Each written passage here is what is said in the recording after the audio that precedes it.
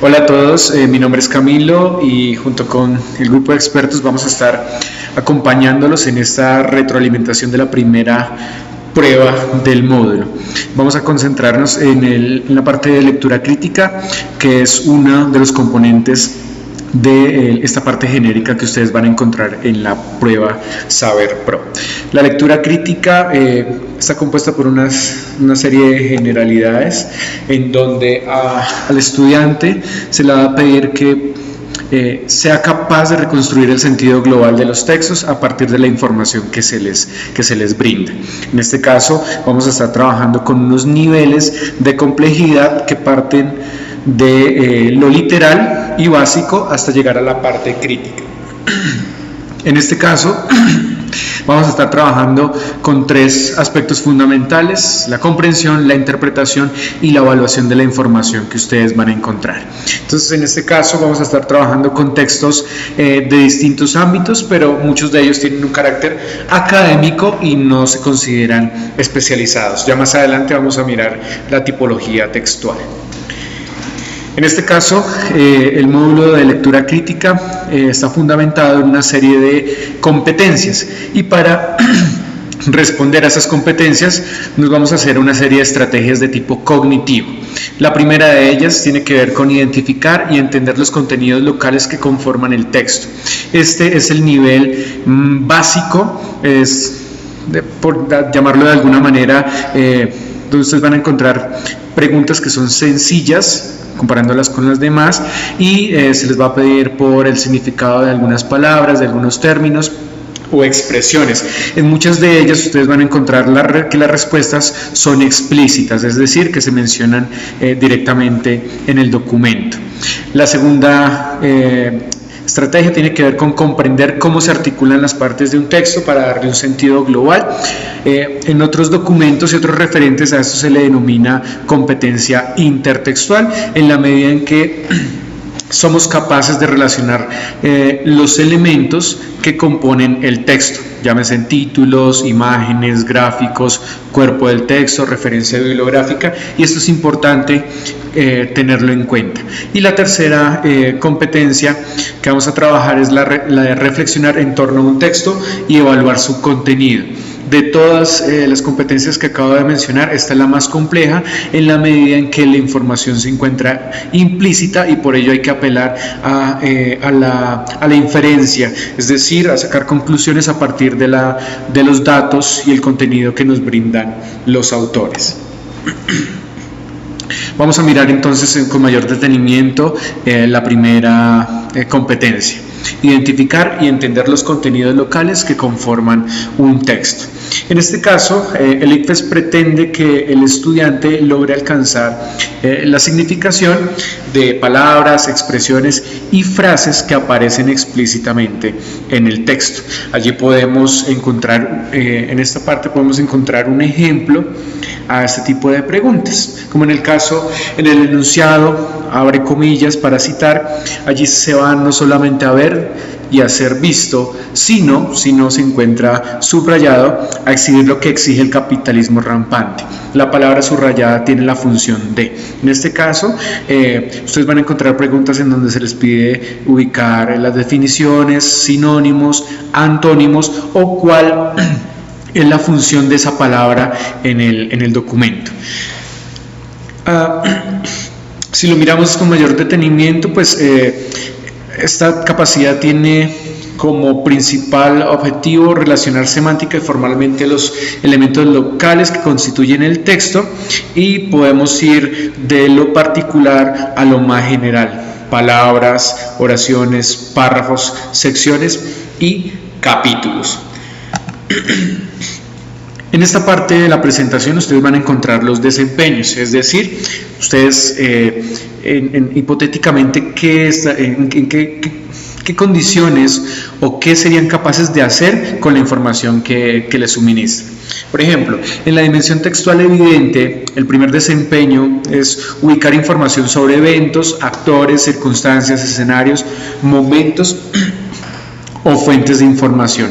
Y para ello una estrategia muy importante que ustedes pueden seguir es la de exploración, es decir, el reconocimiento de todas las partes que componen el texto.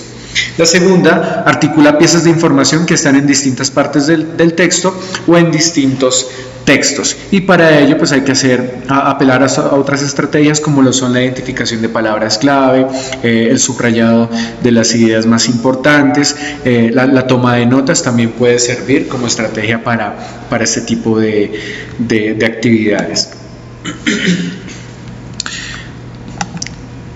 Vamos a referirnos a la segunda competencia, que tiene que ver con la capacidad para comprender cómo se articulan las partes de un texto para darle un sentido global. Al igual que en el apartado anterior, tenemos un ejemplo, y en este caso, cómo se relaciona el título y el contenido del texto. Entonces la idea es que podamos, por un lado, inferir la relación entre las partes del texto, mirar con qué propósito se han ubicado, para qué el autor las utilizó, hizo uso de determinada palabra o de determinada expresión, cuál puede ser el propósito por el cual aparece una imagen o un gráfico, y de qué manera puedo relacionarlo con el contenido, con el título e inclusive con la referencia bibliográfica. También tenemos que ver con la capacidad de comprender cómo se relacionan semántica y formalmente los elementos locales que constituyen un texto, de manera que éste adquiere un sentido global. Los desempeños. Ustedes tendrán que ser capaces de reconocer cómo se relacionan las partes que conforman un texto, y en segundo lugar, reconocer la relación de un texto con otros textos de la cultura. Es decir, que para este tipo de competencia, muchos estudiantes se ven en la necesidad de apelar a sus conocimientos previos. Es decir, que de todas maneras hay preguntas en donde el ICFES supone que ya el estudiante tiene una información con respecto a algunos referentes literarios, sociológicos e incluso políticos, y es necesario apelar a ese tipo de conocimientos para responder a las preguntas. La tercera competencia tiene que ver con relacionar o reflexionar en torno a un texto y evaluar su contenido. Como lo explicaba al inicio de este video, es uno de los procesos más complejos y a los que hay que prestarle mayor atención, porque gran parte de la información se encuentra implícita y debemos apelar a la inferencia. La capacidad de enfrentar un texto críticamente incluye evaluar la validez de argumentos, advertir supuestos, derivar implicaciones, reconocer estrategias argumentativas y retóricas, relacionar contenidos con variables contextuales. Para ello es fundamental que conforme nosotros vayamos realizando la lectura, nosotros podamos lanzar afirmaciones con respecto al texto, suponer cuáles son los puntos de vista que uno puede identificar allí, cuáles son las tesis, las hipótesis o las preguntas que pretende el autor resolver a lo largo del documento, mirar cuál es el impacto o la incidencia de ese texto en la sociedad. Para ello es necesario mirar en la referencia bibliográfica quién lo produjo, cuándo lo produjo. Muchas veces en la referencia bibliográfica nosotros encontramos información que nos permite deducir a qué tipo de texto corresponde. Si por ejemplo encontramos un texto que es tomado de ensayos, pues los ensayos necesariamente nos remiten a los textos argumentativos, es decir, a aquellos textos en donde el autor pretende persuadir, convencernos sobre alguna idea o sobre algún servicio. Si encontramos, por ejemplo, tomado de cuentos hispanoamericanos, pues entonces ya sugiere un tipo de una tipología textual, como es el caso de la narración. Este es un ejemplo de pregunta.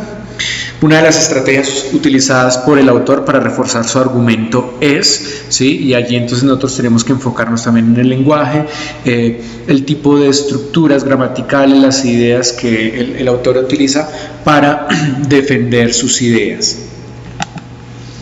En cuanto a los desempeños, si ustedes se fijan, pues ya son más complejos. Parte de deducir la información sobre el enunciador, quién produce el texto, cuál es su intención, cuál es su propósito, para qué lo hizo, y el posible enunciatario. Siempre los autores, cuando componen un texto, están pensando en un lector ideal. La segunda caracteriza a quienes participan como personajes en una historia o la situación de comunicación a partir del uso del lenguaje. Uno puede reconocer usos del lenguaje de tipo humorístico, científico, filosófico, político, y eso uno lo reconoce a partir de la identificación y selección de palabras clave.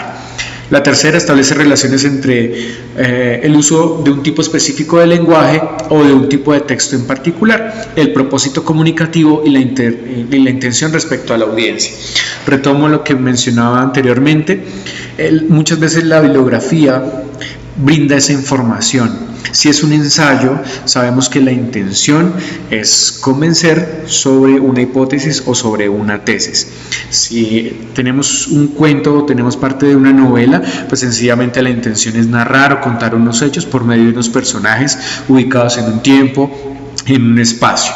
Si tenemos una noticia, entonces ya la intención tiene que ver con informar al lector sobre unos hechos y dar cuenta de preguntas como qué pasó, cuándo pasó, en dónde pasó, y analizar sus posibles causas y consecuencias. El cuarto referente reconoce contenidos valorativos o ideológicos en los enunciados de un texto o situación de comunicación.